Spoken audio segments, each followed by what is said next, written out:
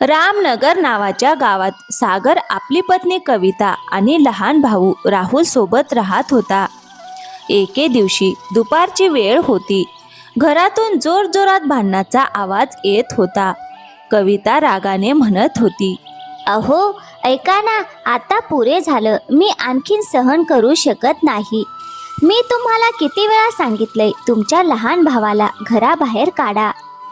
अगं तू काय बोलतेस? या घरावर आणि जमिनीवर त्याचाही हक्क आहे. मी त्याला कसा काढू? अहो, जर तुम्हाला त्याची इतकी काळजी असेल तर मला सोडा. मी तुमच्यासोबत राहू शकत नाही. मला तो अजिबात आवडत नाही. ठीक आहे, तू म्हणतेस तर मी काहीतरी विचार करतो आणि त्याला कसंही करून घरातून बाहेर काढतो. तेवढ्या तिथे राहुल येतो. दादा दादा, मी शेतातलं सगळं काम पूर्ण केलं आणि खत टाकायचं होतं ना, तेही टाकलं. अरे बरं झालं, आता घरातलं लाकूड संपलं आहे. तू जंगलात जाऊन काही लाकूड घेऊन ये, म्हणजे संध्याकाळची चूल पेटेल. ठीक आहे दादा, पण मला खूप भूक लागली आहे. काही खायला मिळालं तर मी लगेच जाईन. अरे, घरात काही जेवण नाही आणि जळणच नाही तर स्वयंपाक कसा होणार? आधी लाकूड घेऊन ये, मगच जेवण बनवते. हे ऐकून राहुल निराश होऊन तिथून निघून जातो. राहुल गेल्यावर सागर रागाने म्हणतो, अगं तू खोटं का बोललीस? घरात तर 4 जणांसाठी पुरेल इतकं जेवण आहे. अहो, मला त्याला एक वेळचं जेवण सुद्धा द्यायचं नाही. तुम्हाला एवढी काळजी असेल तर तुम्हीच बनवून त्याला खाऊ घाला. असं म्हणत कविता रागाने आत निघून जाते. सागर मनातच विचार करू लागला, काहीतरी करून मला राहुलला घराबाहेर काढायलाच हवं. तेव्हाच माझ्या घरात सुख शांती राहील. असं म्हणत तो घराबाहेर पडतो. तेवढ्यात त्याला 2 गावकरी बोलताना दिसतात. अरे ऐकलंस का? आपल्या गावाच्या सीमेवर जी स्मशानभूमी आहे ना, तिथून 2 व्यापारी जात होते. म्हणे ते 2 दिवस तिथेच थांबले आणि अचानक वेडे होऊन तिथेच मेले. अरे काय बोलतोस? असं कसं शक्य आहे? अरे भाऊ, तुला माहित नाही का? आपल्या पूर्वजांनी सांगितलं आहे, त्या स्मशानात आई मुलीचा आत्मा राहतो. अनेक वर्षापासून त्या तिथेच आहेत. जो कोणी तिथे जातो त्याच्या मनावर त्या ताबा मिळवतात आणि त्याच्याकडून आपलं काम करून घेतात आणि शेवटी त्याला मारून टाकतात. अरे मग तर त्या खूप भयानक आत्मा आहेत. जर त्या आपल्या गावात आल्या तर काय होईल? नाही रे, त्या गावात येऊ शकत नाहीत. त्यांची मर्यादा ठरलेली आहे. त्या स्मशानाबाहेर येत नाहीत. पण जो कोणी त्यांच्या हद्दीत जातो त्याच्याबरोबर असंच होतं. अरे हे ऐकूनच अंगावर शहारे आले. चल आता ही चर्चा बंद करूया. असं म्हणत दोघेही तिथून निघून जातात. हे सगळं सागर लपून ऐकतो. तो हळूच हसत म्हणतो, असं आहे तर त्या स्मशानाचं रहस्य. मला माझा मार्ग सापडला आहे. आता मला राहुल पासून सुटका मिळवण्याचा उपाय मिळाला. मग सागर घरी परत येतो. दुसऱ्या बाजूला राहुल जंगलात लाकूड तोडत असतो. तेवढ्यात तिथे अचानक एक साधू प्रकट होतो. अरे मुला, तू लाकूड तोडतो आहेस, पण तुझं नशीब आता फार वाईट वळण घेणार आहे. इथून लगेच निघून जा. साधू महाराज, तुम्ही काय बोलत आहात? मी ठीक आहे आणि माझे दादा वहिनीही ठीक आहेत. तुम्हाला काय झालं आहे? अरे मुला, ज्यांच्या नावाचा तू जप करतो आहेस तेच एक दिवस तुला मृत्यूच्या दारात ढकलतील. त्यांना सोडून दे आणि पुन्हा कधीही त्या घरात परत जाऊ नकोस. नाही बाबा, माझे आई वडील लहानपणीच गेले. दादा आणि वहिनीच मला आई वडिलांसारखं प्रेम देतात. मी त्यांना कधीच सोडू शकत नाही. असं म्हणत राहुल तिथून निघून जातो. अरे किती प्रेम करतो हा आपल्या दादा वहिनीवर, पण हेच प्रेम त्याच्या गळ्याचा फास बनेल. इकडे राहुल घरी परत येतो. दादा हे बघा, मी लाकूड घेऊन आलो आहे. यावेळी जरा जास्तच आणलं आहे, म्हणजे काही दिवस पुरेल. अरे बरं केलंस, चल आता जेवून घे, अजून कामं आहेत. कविता त्याच्या पुढे एक कोरडी भाकरी आणि कच्चा कांदा ठेवते. वहिनी, भाजी नाही का? कांद्याबरोबर भाकरी कशी खाऊ? अरे भाजी संपली आहे आणि आणायला पैसेही नाहीत. खायचं असेल तर खा, नाही तर उपाशी राहा. असं म्हणत ती रागाने निघून जाते. राहुल, तू वाईट मानू नकोस. वहिनीचा स्वभाव थोडा कडक आहे. चल खाऊन घे, त्यानंतर मी तुला एक काम सांगतो, पण कोणालाही सांगायचं नाही. नाही दादा, मी कुणालाही सांगणार नाही. काय काम आहे ते सांगा. अरे उद्या सकाळी माझ्याकडे ये, मी तेव्हा सांगतो. सागर आत खोलीत जातो. अहो, तुम्ही त्याच्याशी काय बोलत होतात? उद्या सकाळी का बोलावलं आहे त्याला? अगं, तुला नेहमीच हवं होतं ना की राहुल आपल्यापासून दूर जावा, घरातून निघून जावा. तर मी सगळी तयारी केली आहे. उद्याच्या नंतर तो कधीच आपल्या आसपास दिसणार नाही. अहो, खरंच काय करणार आहात तुम्ही? अगं, मी गावकऱ्यांकडून ऐकलं आहे, गावाच्या सीमेवर जी स्मशानभूमी आहे ना, तिथे जो कोणी जातो तो 2 दिवसात मरतो. आपण उद्या राहुलला त्या स्मशानात पाठवू, मग फक्त बघत राहा काय होतं ते. अरे वा, ही तर खूप आनंदाची गोष्ट आहे. मला उद्याची खूप आतुरता आहे. दोघेही समाधानाने झोपी जातात. दुसरीकडे राहुल विचार करत बसलेला असतो. हे देवा, माझ्या घराची अवस्था किती वाईट झाली आहे. मला हे कोरडं जेवण सुद्धा नीट खाता येत नाही. मग दादा वहिनीने कसं खाल्लं असेल? मला अजून जास्त मेहनत करायला हवी, जेणेकरून मी त्यांना चांगलं आयुष्य देऊ शकेन. मग दुसऱ्या दिवशी सकाळी राहुल लवकर उठतो आणि सागरकडे जातो. तेवढ्यात अचानक जमीनदार तिथे येतो आणि मोठ्याने ओरडू लागतो. अरे ओ सागर, काय करतोस आत? बाहेर ये. जर यावेळी माझे पैसे दिले नाहीस ना, तर बघ मी तुझ्या बायकोला घेऊन जाईन आणि माझ्या हवेलीत कामाला लावीन. हे ऐकून सागर घाबरल्यासारखा बाहेर येतो. काय झालं जमीनदार साहेब, एवढे रागावले का आहात? अरे तुला आठवत नाही का, मागच्या वेळी तू माझ्याकडून कर्ज घेतलं होतंस आणि म्हणाला होतास यावेळी पीक विकून सगळे पैसे परत करशील, पण अजूनही एक पैसाही दिला नाहीस. असं करू नका साहेब, मी तुमचे पैसे परत करीन. फक्त आम्हाला थोडा वेळ द्या. अरे मी तुला फक्त 2 दिवसांचा वेळ देतो. जर 2 दिवसात पैसे परत केले नाहीस तर तुझी बायको माझ्या हवेलीत असेल. हे ऐकून राहुल पुढे येतो आणि म्हणतो, नाही जमीनदार साहेब, तुम्ही असं करू शकत नाही. माझ्या वहिनीला घेऊन जाऊ शकत नाही. मी तुमचं सगळं कर्ज फेडेन. त्यासाठी मला काहीही करावं लागलं तरी चालेल. हीच योग्य वेळ आहे. आता मला त्याच्याशी प्रेमाने बोलायला हवं, म्हणजे तो स्मशानात जायला तयार होईल. ठीक आहे, मी आता जातो, पण 2 दिवसांनी परत येईन. असं म्हणत तो तिथून निघून जातो. जमीनदार गेल्यावर सागर जमिनीवर बसतो आणि रडण्याचा बनाव करतो. हे देवा, मी कसला माणूस आहे ना. मी माझ्या भावाची काळजी घेऊ शकतो ना माझ्या बायकोची. माझ्यासारखा नालायक नवरा असण्यापेक्षा नसलेलाच बरा. देवा, मला उचलून घे, मला उचलून घे. नाही दादा, तुम्ही अशा गोष्टी का बोलत आहात? तुम्हाला काही होणार नाही. मी ते सगळे पैसे फेडेन. अहो भाऊजी, 2 दिवसात आपण ते पैसे कसे फेडणार? मला वाचवा भाऊजी, मला जमीनदाराबरोबर जायचं नाही. मला वाचवा. दादा, मी काय करू? काही उपाय असेल तर सांग. मी काहीही करायला तयार आहे. राहुल, मला एक गोष्ट समजली आहे. आपल्या गावाच्या सीमेवर जी स्मशानभूमी आहे ना, त्याच्या खाली एका कबरीत खूप मोठा खजिना लपवलेला आहे. आपल्या जुन्या राजाने आपला खजिना सुरक्षित ठेवण्यासाठी तो तिथे लपवला होता. ही माहिती मला एका गुप्तहेराकडून मिळाली आहे. जर तू कशाही प्रकारे तो खजिना घेऊन आलास तर आपली सगळी संकट दूर होतील. आपण जमीनदाराचे पैसेही फेडू, वहिनीही वाचेल आणि आपली गरिबीही संपेल. पण दादा, तुम्हीच का जात नाही? अरे मी गेलो तर सगळ्यांना संशय येईल आणि मला मोठी शिक्षा होईल, पण तू गेलास तर कुणालाही कळणार नाही आणि मी ही गोष्ट कोणालाही सांगणार नाही.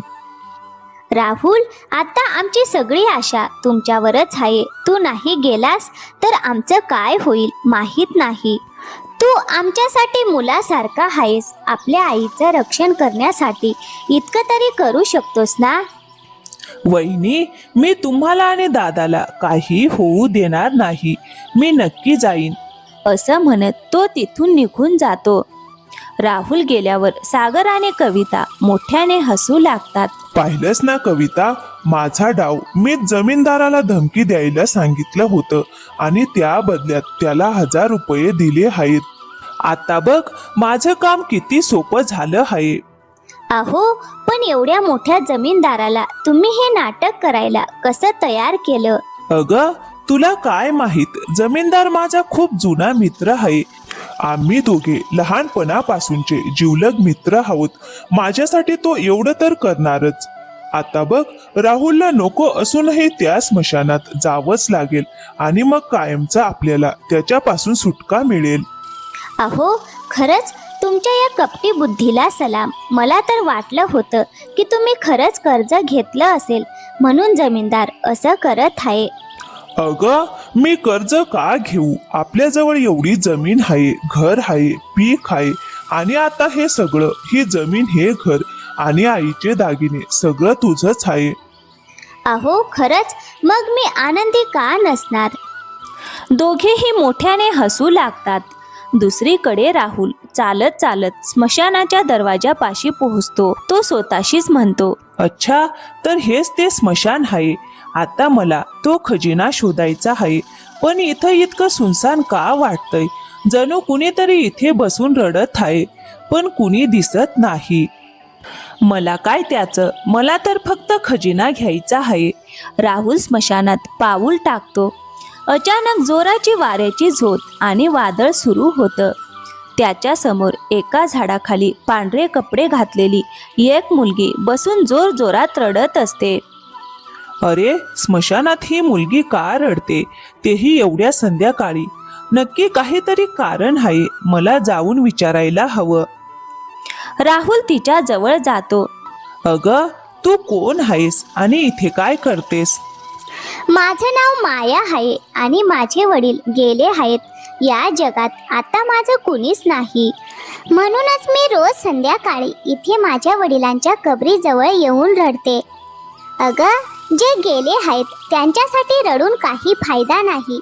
तुझे वडील आता या जगात नाहीत हे ऐकून मला खूप वाईट वाटलं. पण तू इथे एकटी राहू नकोस, घरी जा.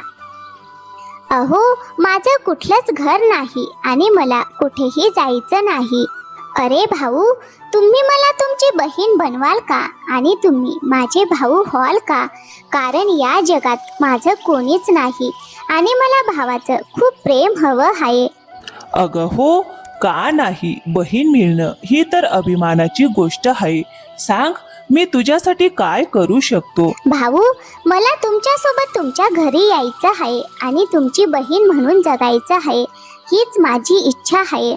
अगं ठीक आहे, मी तुला माझ्या घरी घेऊन जाईन. तिथे माझे दादा वहिनी आहेत, तेही तुला आनंदाने स्वीकारतील. खरं तर मीही थोडा अनाथच आहे. माझे आई वडील नाहीत, पण माझे दादा वहिनी मला आई वडिलांसारखं प्रेम देतात. ठीक आहे भाऊ, पण जाण्यापूर्वी मला माझ्या आईला विचारायचं आहे. अगं, तू म्हणालीस ना की तुझं कोणीच नाही, मग ही आई कुठून आली? भाऊ, आई आहे, पण तिने मला घरातून हाकलून दिलं आहे. ती मला तिची मुलगी मानत नाही. तरी सुद्धा कुठे जाण्यापूर्वी मी तिला विचारते. अगं, किती कठोर मनाची आई असेल ती, जी स्वतःच्या मुलीला स्वीकारत नाही. तुझ्यावर खूप अन्याय झाला आहे. चल, तुझं घर कुठे आहे? आपण जाऊन तुझ्या आईला विचारू. भाऊ, इथेच आहे, या स्मशानातच. थोडं आत जाऊ, मग माझ्या आईचं घर दिसेल. अगं, काय? स्मशानातच तुझं घर आहे? बरं, चल जाऊया. राहुल मायाच्या मागे मागे आत जाऊ लागतो आणि अचानक एका कोपऱ्यात त्याला एक खूप मोठा आणि सुंदर महाल दिसतो. अरे, इतकं मोठं आणि सुंदर घर, तेही स्मशानात, आणि ही स्वतःला अनाथ म्हणते. भाऊ, तुम्ही इथेच बसा, मी तुमच्यासाठी काही खायला घेऊन येते. तुम्हाला खूप भूक लागली असेल ना? हो बहीण, मी बऱ्याच वेळेपासून चालत आहे, खूप भूक लागली आहे. काही खायला मिळालं तर बरं होईल. माया आत जाते आणि थोड्याच वेळात विविध प्रकारचे स्वादिष्ट पदार्थ घेऊन बाहेर येते. अरे वा, इतके सगळे पदार्थ, हे तर मी कधी पाहिलेही नाहीत. आणि ही स्वतःला अनाथ आणि गरीब म्हणते. जर तिची आई तिला एवढी नफरत करत असेल तर इतकं सगळं जेवण ती कसं देऊ शकते? नक्कीच ही काहीतरी लपवत आहे. मला याचा शोध घ्यायलाच हवा. भाऊ, तुम्ही इथे थोडा वेळ बसा, मी माझं थोडं सामान घेऊन येते. कारण मी असं रिकाम्या हाताने तुमच्यासोबत जाऊ शकत नाही. असं म्हणत ती पुन्हा आत जाते. थोड्याच वेळात तिथे एक स्त्री येते. मुला, तू कोण आहेस? माझं नाव राहुल आहे. मुला, माझं नाव रेखा आहे आणि माया माझी मुलगी आहे. काय, ही तुमची मुलगी आहे? मग ती स्वतःला अनाथ का म्हणते? ती म्हणत होती की तिचं या जगात कोणीच नाही, आणि तुम्ही तिला घराबाहेर कसं काढलं? नाही मुला, मी तिला घराबाहेर काढलं नाही. तीच माझ्याशी द्वेष करते. तिच्या वडिलांच्या मृत्यूला ती मला जबाबदार समजते, म्हणून ती माझ्यासोबत राहू इच्छित नाही. मी काय करू, यात माझी काही चूक नाही. काकू, हे तर खूपच वाईट झालं. तिला मोठा गैरसमज झाला आहे. तो गैरसमज तुम्ही दूर करायला हवा. मुला, मी खूप प्रयत्न केला, पण तिचा गैरसमज कधीच दूर करू शकले नाही. तिला लहानपणापासून एक भाऊ हवा होता, पण मी तिची ही इच्छा पूर्ण करू शकले नाही. माझ्या नवऱ्याचं निधन तिच्या लहानपणीच झालं, त्यामुळे ती मला दोष देते. तिला वाटतं की मीच तिच्या वडिलांचा जीव घेतला आणि तिला भाऊही देऊ शकले नाही. म्हणूनच ती माझ्याशी खूप द्वेष करते आणि माझ्यासोबत राहायला तयार नाही. मुला, तू आज इथेच थांब. पुढे रात्र आहे आणि रात्री स्मशानाबाहेर जाणं सुरक्षित नाही. इथे आत मात्र तू सुरक्षित आहेस. तू आमच्या घरीच झोप आणि सकाळी निघून जा. ठीक आहे काकू, मी सकाळी निघेन. तोपर्यंत इथे झोपतो. राहुल झोपून जातो आणि मध्यरात्री 12 वाजताच अचानक सगळं बदलतं. तो मोठा आणि सुंदर महाल एका क्षणात गायब होतो आणि रेखा व माया आपलं भयानक रूप धारण करतात. दोघेही मोठ्याने हसू लागतात. अगं, आपला शिकार जाळ्यात अडकला आहे. आता आपली इच्छा पूर्ण होणार. हो आई, आपण जसं ठरवलं होतं तसंच सगळं झालं. आता याच्याकडून आपण ते काम करून घेऊ ज्यासाठी आपण याला फसवलं आहे. आई, आपण काय करू शकतो ज्यामुळे आपण फक्त या स्मशानातच नाही तर संपूर्ण गावावर राज्य करू शकू आणि सगळ्यांच्या मनात आपला धाक निर्माण करू शकू? अगं मुली, काळजी करू नकोस. तो दिवसही आता जवळ आला आहे. मी एका अघोरीकडून ऐकलं होतं, गावातील पंडिताकडे एका काळ्या शक्तीचं पुस्तक आहे. जर ते पुस्तक आपल्याला मिळालं तर आपण सर्व शक्तिमान होऊ आणि मग आपण जिथे हवं तिथे जाऊ शकू. मग आई, ठरलं तर सकाळ होताच आपण याला त्या पंडिताकडे पाठवू. हो, चल आता थोडा आराम करूया. थोड्याच वेळात सकाळ होईल आणि मग आपण याला आपलं नवीन रूप दाखवू. गडद अंधार हळूहळू कमी होतो आणि सूर्योदयाच्या पहिल्या किरणांसोबत पुन्हा तो सुंदर महाल उभा राहतो. राहुलची झोप मोडते. तो मायाला म्हणतो, माया, चल आता आपण जाऊया. मी ज्या कामासाठी आलो होतो ते अजून झालं नाही. आधी तुला माझ्या घरी सोडतो आणि मग मी माझं काम करतो. भाऊ, मी तुमच्यासोबत यायला तयार आहे, पण त्यासाठी तुम्हाला माझं एक छोटंसं काम करावं लागेल. अगं ठीक आहे, सांग काय काम आहे, मी करायला तयार आहे. भाऊ, या गावातील पंडिताकडे एक काळ्या रंगाचं पुस्तक आहे. तुम्हाला ते पुस्तक आणून मला द्यावं लागेल, मगच मी तुमच्या सोबत येईन. अगं, पंडिताकडे असं कोणतं पुस्तक आहे आणि तू कोणत्या पंडिताबद्दल बोलतेस? पाहिलंस ना मुली, तू याला आपला भाऊ मानतेस, त्याच्यासोबत जायला तयार आहेस, पण हा तुझ्यासाठी ते छोटंसं कामही करू शकत नाही, ज्यामुळे तुझ्या वडिलांच्या आत्म्याला शांती मिळेल. म्हणूनच म्हणतात या जगात कोणीही खरं आपलं नसतं. राहुल थोडा विचारात पडला आणि म्हणाला, तो पंडित माझा मामा आहे. तो सगळ्या गावकऱ्यांना मदत करतो. मी त्याच्याकडून ते पुस्तक कसं घेऊ? तो मला का देईल? भाऊ, तुम्ही माझ्यासाठी एवढं सुद्धा करू शकत नाही. मग भाऊ या शब्दावरचा माझा विश्वास उडेल, असं करू नका ना.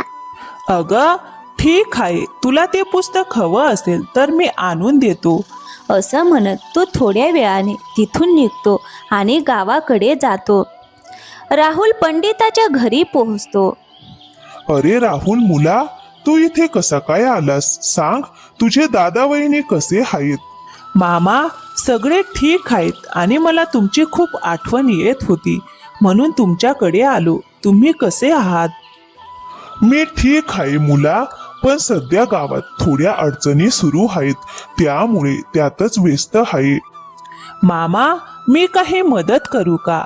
हो मुला, आत काही पुस्तकं ठेवली आहेत, तू ते नीट लावून ठेव. मला जमीनदाराकडे जायचं आहे. त्याच्या मुलाचं नामकरण आहे, त्यामुळे मला यायला थोडा वेळ लागेल. का नाही मामा, मी सगळी पुस्तकं नीट लावून ठेवतो. तुम्ही निर्धास्तपणे जाऊन या. ठीक आहे मुला. आणि तो तिथून निघून गेला. राहुल मनातच म्हणाला, हीच योग्य वेळ आहे. मला लवकरात लवकर ती काळी पुस्तक शोधायला हवं. तो घाईघाईने सगळी पुस्तकं शोधू लागतो. अचानक त्याची नजर एका काळ्या पुस्तकावर पडते. बहुतेक हीच ती पुस्तक आहे. याची पानं सगळं व्यवस्थित आहे, म्हणजे हीच पुस्तक त्यांनी मागितली होती. आता मला लगेच ही पुस्तक घेऊन जायला हवं.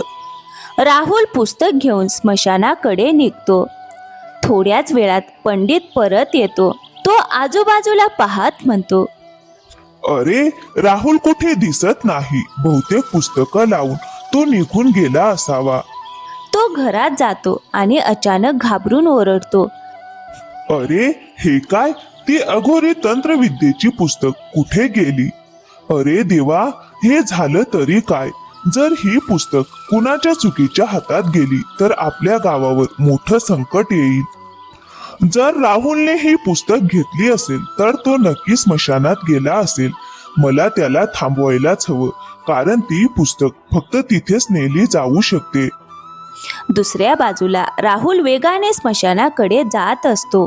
तो स्वतःशीच म्हणतो, आता फक्त ही पुस्तक देऊन माझं काम संपवायचं आहे. जसं तो स्मशानात पाऊल टाकणार असतो तेवढ्यात पंडित त्याच्यासमोर येऊन उभा राहतो. अरे थांब राहुल, तू काय करतो आहेस? मामा, तुम्ही इथे? काय झालं? सगळं ठीक आहे ना? अरे तू ही तंत्रविद्येची पुस्तक घेऊन स्मशानात का चाललास? तंत्रविद्या? मामा, तुम्ही काय बोलत आहात? अरे तुझ्या हातात जी पुस्तक आहे ती साधी पुस्तक नाही, ती तंत्रविद्येची आहे. जर ती चुकीच्या हातात गेली तर संपूर्ण गाव आणि आसपासचा परिसर संकटात सापडेल. स्मशानातील सगळ्या दुष्ट शक्ती जाग्या होतील. नाही मामा, मला हे काहीच माहीत नव्हतं. मामा, हीच ती पुस्तक आहे जी माया आणि रेखा नावाच्या आई मुलीने मला आणायला सांगितली होती, पण या पुस्तकाचं खरं रहस्य मला माहिती नव्हतं. अरे राहुल, हे सगळं मायाजाल आहे. त्या दोघी गावातील लोकांना फसवतात. अरे मी योग्य वेळी आलो नसतं तर त्यांनी तुलाही मारून टाकलं असतं आणि संपूर्ण गावात विनाश माजवला असता. आज तू थोडक्यात वाचलास. चल इथून निघूया, इथे जास्त वेळ थांबणं धोकादायक आहे. तेवढ्यात अचानक माया आणि रेखा प्रकट होतात. अरे पंडित थांब, तू असं करू शकत नाहीस. ती पुस्तक मला दे, नाहीतर तुझा जीव घेईन. तुम्ही दोघे आत्मा आहात आणि तुम्ही मला फसवलत. आम्हाला ती तंत्रविद्येची पुस्तक हवी आहे. नाही, मी माझा जीव धोक्यात घालू शकतो, पण संपूर्ण गावाला संकटात टाकणार नाही. ही पुस्तक मी तुम्हाला कधीच देणार नाही. रेखा रागाने हल्ला करते, पण पंडित लगेच मंत्र म्हणू लागतो. त्या मंत्राच्या प्रभावाने माया आणि रेखाच्या शरीराला जळजळ होऊ लागते. त्या वेदनेने ओरडतात. नाही नाही पंडित, तू असं करू शकत नाहीस. मी परत येईन आणि ही पुस्तक मिळवूनच राहीन. असं म्हणत दोघेही गायब होतात. अरे राहुल, तू इथे का आलास? इथे कोणत्याही माणसाचं येणं योग्य नाही. मामा, मी काय लपू? माझे दादा वहिनी मोठ्या संकटात आहेत. त्यांनी सांगितलं होतं की या स्मशानात राजाचा खजिना लपलेला आहे. मी तो आणायला आलो होतो. अरे राहुल, तू काय बोलतो आहेस? तुझे आई वडील आधीच खूप संपत्ती, दागिने आणि जमीन ठेवून गेले आहेत. मग कर्ज कसला? इथे कोणताही खजिना नाही. तुझ्या भावाने तुला फसवलं आहे. पण जमीनदार आला होता. त्याने दादाला धमकी दिली की 2 दिवसात पैसे दिले नाहीत तर वहिनीला घेऊन जाईल. अरे, हे सगळं नाटक आहे. तुझ्या भावाने तुझ्याशी मोठा खेळ खेळला आहे. मामा, तुम्ही काय बोलत आहात? अरे, तू माझ्या सोबत चल, सगळं स्पष्ट होईल. तुझे आई वडील गावातील सगळ्यात श्रीमंत लोक होते. त्यांनी खूप संपत्ती जमवली होती. तुझा भाऊ आणि वहिनी तुला मारून ती संपत्ती हडपण्याचा विचार करत होते, म्हणून त्यांनी हा सगळा कट रचला. नाही मामा, दादा वहिनी माझ्यावर खूप प्रेम करतात. ते असं करू शकत नाहीत. अरे चल, माझ्या सोबत ये, तुला सत्य समजेल. पंडित राहुलला घेऊन सागरच्या घरी जातो. घराच्या आत सागर आणि कविता हसत गप्पा मारत असतात. कविता हसत म्हणते, आता राहुल कायमचा संपला असेल. अगं हो, इतक्या लोकांचा मृत्यू झाला आहे तिथे. तो कसा वाचेल? आता आपल्याला सगळी संपत्ती मिळेल. आईचे सगळे दागिने, जमीन आणि घर, आता सगळं आपलंच आहे. अगं हो, आता आपण या गावातले सगळ्यात श्रीमंत लोक झालो आहोत. आणि त्याला तर वाटतंय की तो खजिना आणायला गेला आहे. तिथे ना खजिना आहे, ना आपल्यावर कोणतं कर्ज आहे. हे सगळं फक्त नाटक होतं.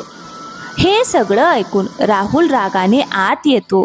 दादा वहिनी, तुम्हाला अजिबात लाज वाटली नाही का? तुम्ही माझ्याशी इतका मोठा विश्वासघात केला. जर तुम्हाला संपत्ती हवी होती तर तुम्ही मला सांगितलं असतं. मी आनंदाने सगळं दिलं असतं. पण तुम्ही माझा विश्वास तोडला. मला कुठेच उरवलं नाही. मी तुम्हाला कधीच माफ करणार नाही, कधीच नाही. अरे सागर, तू मोठा भाऊ असूनही इतकं घाणेरडं काम केलंस. मला तुझ्याकडून ही अपेक्षा नव्हती. मामा, मला माफ करा. माझ्याकडून चूक झाली. मी लोभाच्या आहारी गेलो. अहो, माफी कशाला मागता? आपण मेहनत करून ही संपत्ती राखली आहे, त्यामुळे ती आपलीच आहे. आपण जे केलं त्यात काही चुकीचं नाही. अगं कविता, माझ्या बहिणीने म्हणजे तुझ्या सासूने एक वसियत करून ठेवली होती की जर दोन्ही भावांमध्ये वाद झाला तर संपत्ती राहुलच्या नावावर करावी. आता कायदेशीररित्या राहुलचाही या सगळ्या संपत्तीवर समान हक्क आहे. चल राहुल, तुला आता इथे राहायची गरज नाही. तू माझ्यासोबत माझ्या घरी राहा, जोपर्यंत संपत्तीचं वाटप होत नाही. राहुल डोळ्यात पाणी घेऊन तिथून निघून जातो आणि पंडितासोबत राहू लागतो. मग काही दिवसांनी संपत्तीचं वाटप होतं आणि दोन्ही भावांमध्ये जमीन, घर आणि दागिने समान वाटले जातात. नंतर राहुल एका चांगल्या सुस्वभावी मुलीशी लग्न करतो आणि आनंदाने आपलं आयुष्य जगू लागतो. तर मित्रांनो, या कथेतून आपल्याला एकच शिकवण मिळते. आपल्या माणसांवर अन्याय करणारा कधी सुखी राहत नाही. अंधविश्वास आणि फसवणूक यापासून नेहमी दूर राहा. खऱ्या प्रेमात स्वार्थ नसतो, पण स्वार्थी माणसं प्रेमाचा गैरफायदा घेतात. सत्य आणि प्रामाणिकपणा शेवटी नेहमी जिंकतो. तर मित्रांनो, कसा वाटला आजचा व्हिडिओ? आवडला असेल तर व्हिडिओला एक लाईक करा, शेअर करा आणि हो, चॅनलवर नवीन असाल तर प्लीज चॅनलला सबस्क्राईब करायला विसरू नका. थँक्यू. धन्यवाद मित्रांनो.